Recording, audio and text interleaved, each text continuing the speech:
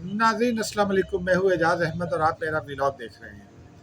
आज नाज़रीन ज़्यादा खबरें नहीं हैं। आज सुप्रीम कोर्ट में जो समाअत हुई फैज़ाबाद धरना केस की, उसकी तफसीलात आपको देंगे और उस पर बात करेंगे। उसके अलावा दो खबरें हैं, एक फाइनेंशियल सेक्टर से मुतालिक है और एक मियां नवाज शरीफ से मुतालिक है। इसलिए पहले ताकि चूँकि आज समाअत बहुत लंबी हुई तो हमने सोचा कि आपको तब उसकी तफसीलात से आगाह किया जाए और बारीकियों से भी आगाह किया जाए। नाज़रीन, सुप्रीम कोर्ट बुनियादी तौर पर इंसानी हुकूक की अदालत है और मैं बहुत अरसे से जब ये मुशाहिदा करता हूँ सुप्रीम कोर्ट का, तो ऐसा लगता है कि सुप्रीम कोर्ट में ही बहुत सारी दफ़ा इंसानी हुकूक की खिलाफ वर्जी हो जाती है, क्योंकि ये एक छोटी सी लाइन होती है जिसको जो कब क्रॉस हो जाती है ये पता नहीं। लेकिन बहरहाल आज की समाअत बहुत जानदार थी, बहुत मार्कतुल समाअत थी। आज एक साहब पेश हुए जो TLP से मुतालिक थे, उन्होंने अपने नाम के साथ हाफिज लगा रखा था। चीफ जस्टिस साहब ने उनसे पूछा कि आपने अपने आप के नाम के साथ हाफिज क्यों लगा रखा है। कोई जवाब न दे सके। उन्होंने कहा कि आपने क्या अपनी इस्लाह के लिए हाफिज लगाया है या आवाम को बताने के लिए कि आपने कुरान हिफ्ज़ किया है। और वो साहब ये जवाब न दे सके हाफिज क्यों लगाया है। ये तो बरसबील तस्करा बात थी, लेकिन जो बुनियादी बात थी वो अटॉर्नी जनरल के साथ और बड़े बड़े लोग जद में आए और हो सकता है आगे भी जद में आ जाए। सुप्रीम कोर्ट ने डायरेक्शन सेट कर दी है और बहुत कुछ तब्दील भी होने का इम्कान है। आज की समाअत में चीफ जस्टिस बहुत मूड में दिखाई दिए, लेकिन वो आइन और कानून पर अमल करने के मूड में दिखाई दिए।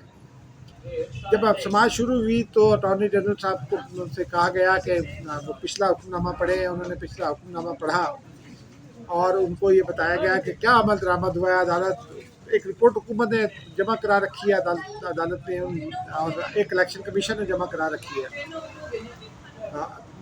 चीफ जस्टिस साहब ने उनसे पूछा, और जस्टिस तमिनल्ला भी चूँकि उनके साथ हैं तो ये दो अच्छा हो गई। आज उनसे पूछा कि आइन और कानून पर अमल दरामद हो रहा है। रिपोर्ट पर तहफ़्फ़ुज़ात का इजहार किया और फिर एक मौके पर उन्होंने जस्टिस तमिनल्ला ने भी कहा और चीफ जस्टिस ने अटॉर्नी जनरल से कहा कि आप लोग चीज़ों को संभालने के अहल ही नहीं।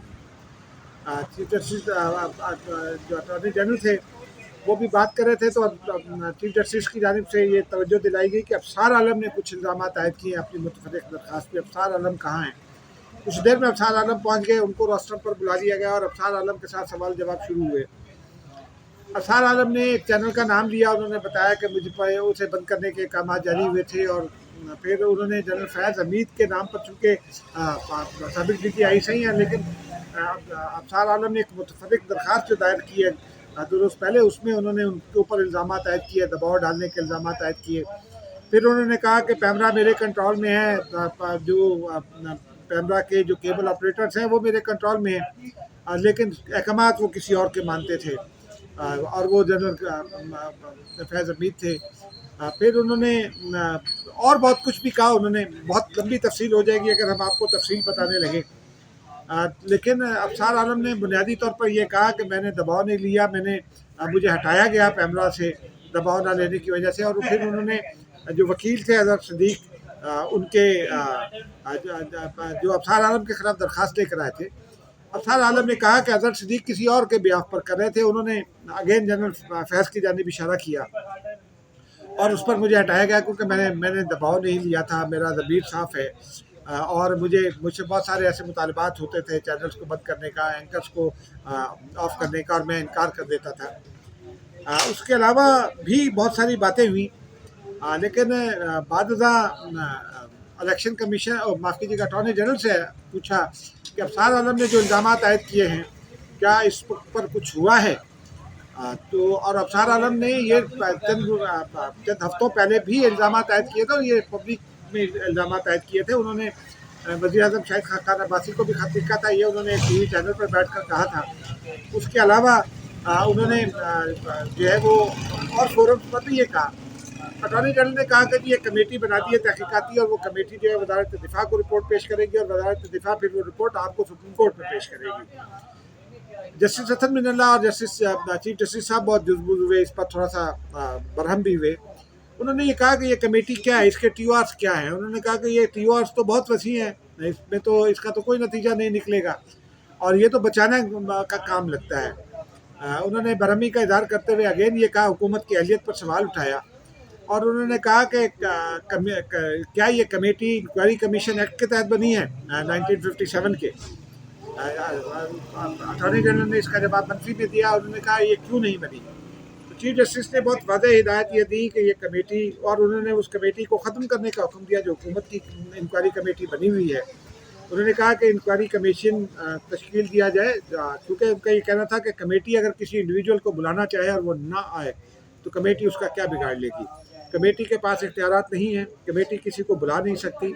चीफ जस्टिस ने जो हुक्मनामा भी बाद में जारी किया उसमें भी ये हिदायत की कि अबसार आलम के इल्ज़ाम पर, और उन्होंने ये कहा कि जनरल फैज़ को का नाम लिए बगैर चीफ जस्टिस ने अपने हुक्मनामे में ये लिखवाया कि जनरल फैज़ हमीद जो हैं वो चूँकि यहाँ मौजूद नहीं है अपने दिफा के लिए, लेकिन अगर अबसार आलम के इल्ज़ाम पर हुकूमत कोई तहकीकाती कमेटी या कमीशन बनाती है तो और उसमें अबसार आलम ने कहा कि वो पेश होंगे तो फिर वहाँ वो तहकीकात हो सकती हैं।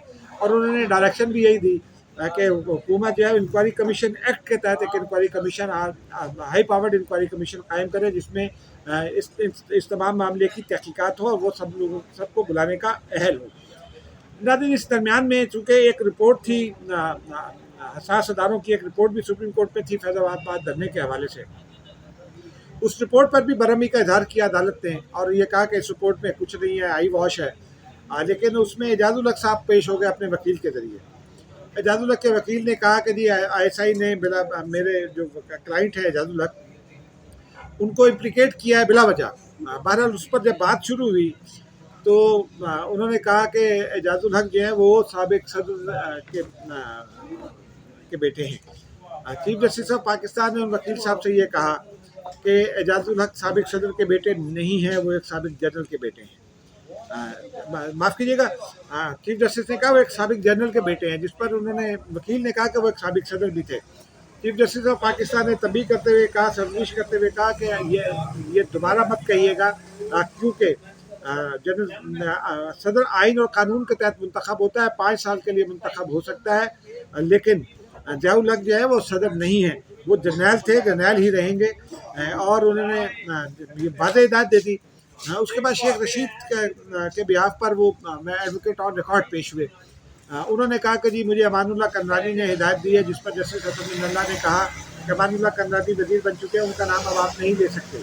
अमानुल्लाह कनरानी साहब शेख रशीद के वकील थे फैज़ाबाद धरना केस में, और उन्होंने कहा कि आप किससे हिदायत देते हैं बताएं। वकील कुछ बता ना सके, लेकिन उन्होंने कहा कि शेख रशीद की हिदायत मुझे अमानुल्लाह कनरानी के ज़रिए मिली थी, मेरा अब शेख रशीद से रब्ता नहीं हो पा रहा।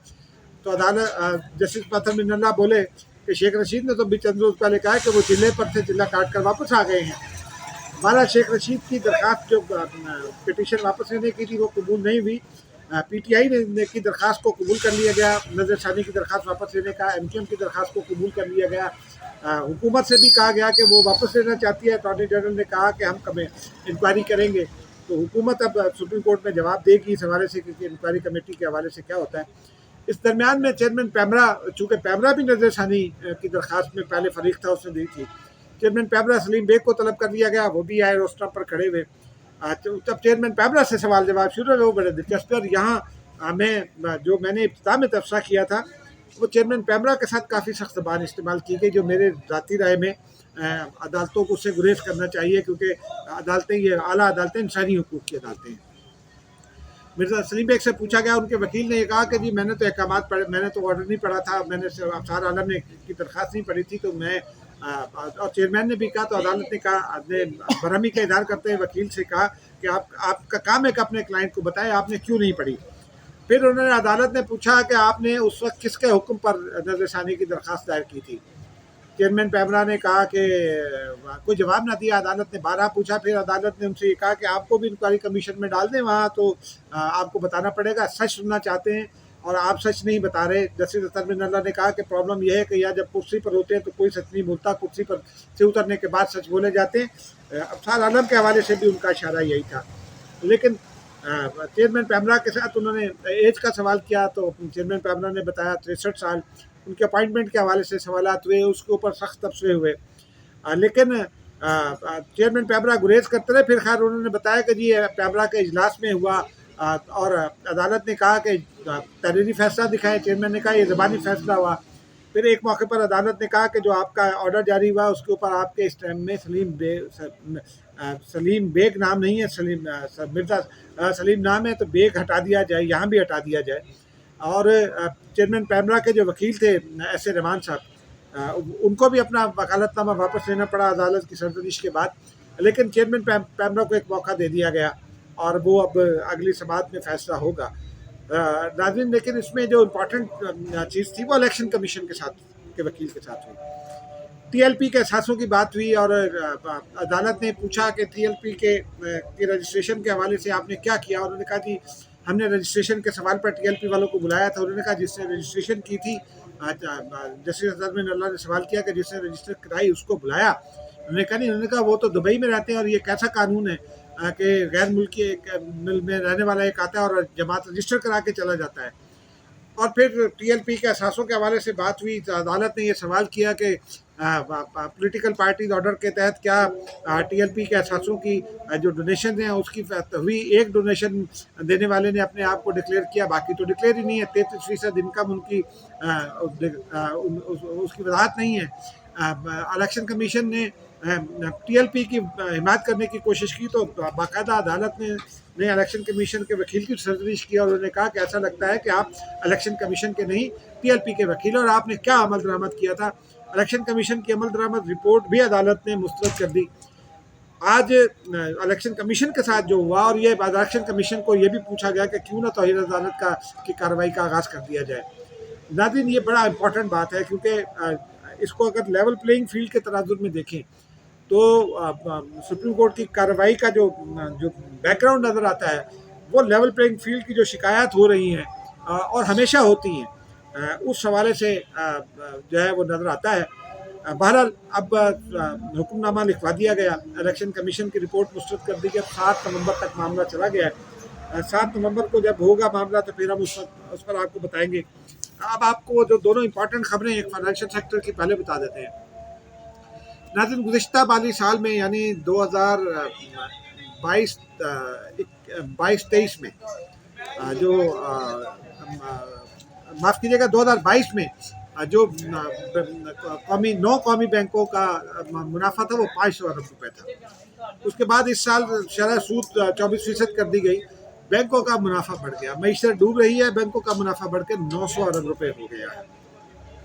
इसमें हालांकि बैंकों से सबसे बड़ी बोरोवर हुकूमत खुद है। बिजनेस के लिए जब आप लोन लेंगे और वो हायर रेट पर लेंगे तो उसके लिए आपको फिर प्रॉब्लम होगी। बिजनेस फ्लरिश नहीं कर रहे। मेरे एक बैंकर दोस्त है, वो अपना नाम लेना नहीं चाहते थे, लेकिन उनका तबसरा ये है कि जब बिजनेस हाई रेट पर लोन लेकर चलाया जाएगा तो बिजनेस फ्लरिश कैसे करेगा। ये बड़ा इंपॉर्टेंट सवाल है। मईशतदानों को इसको देखना चाहिए और बैंकों को भी देखना चाहिए कि उनका जो मेरे जैसे मिडिल क्लास के लोग जब बैंक से लोन लेते हैं और मैंने ये भुगता हुआ है तो उनके साथ जो ट्रीटमेंट होती है, कई लोगों ने खुदकुशियाँ की, अभी भी बहुत सख्त ट्रीटमेंट होती है। लेकिन जो बड़े लोग होते हैं, मुझे एक ज़ाती तजुर्बा हुआ MCB कराची में, एक साहब ने बिजनेस लोन लिया था और उनका बिजनेस लोन अचानक माफ़ कर दिया गया। उन्होंने अपने आप को शायद क्या डिक्लेयर किया। मैंने अपने बैंकर दोस्त से पूछा तो उन्होंने मुझे बताया कि जो बारीक बारीक शरात लिखी होती है जिसको आप पढ़ नहीं सकते, उनमें एक शरात ये भी है कि अगर आप ना देना चाहें तो बैंक माफ़ कर देता है। लेकिन ये माफ़ी गरीब आदमी को नहीं मिलती। ये बुनियादी सवाल है नाज़रीन, बैंकों को भी इस पर देखना चाहिए। अब आते हैं पॉलिटिकल स्टोरी की जानिब। नवाज शरीफ साहब खामोश।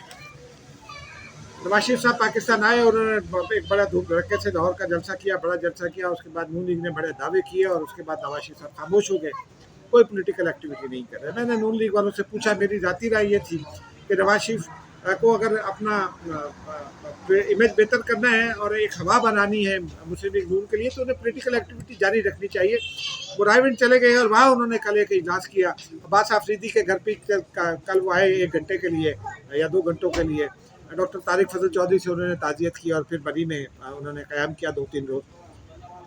इतना ये नाज़रीन नून लीग के जानिब से ये बताया गया कि नवाज शरीफ, शहबाज शरीफ और मरियम नवाज शरीफ साहब समेत नून लीग की जो मरकज़ी क़यादत है उसको थ्रेट है, लॉ एंड ऑर्डर की थ्रेट है।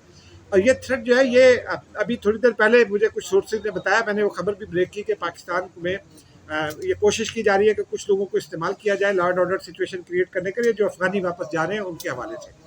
उसी तनाजुर में ये थ्रेट है, और खाली नवाज शरीफ को नहीं है और उनकी पार्टी को नहीं है, बिलावल भुट्टो को भी ये थ्रेट है। इसीलिए तमाम पोलिटिकल सरगर्म जो एक्टिविटीज़ हैं वो मौकूफ़ कर दी गई हैं। और अब देखिए आगे इसका क्या नतीजा निकलता है, क्या ये सियासी जमातें बाउंस बैक करेंगी या नहीं, ये अगले चंद रोज़ में पता चलेगा। नाज़रीन, इजाज़त दीजिए, खुदा हाफ़िज़।